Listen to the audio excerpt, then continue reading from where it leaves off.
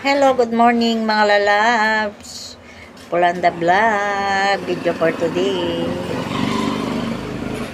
Mga lalabs, ngayon, tong araw na to, Martis.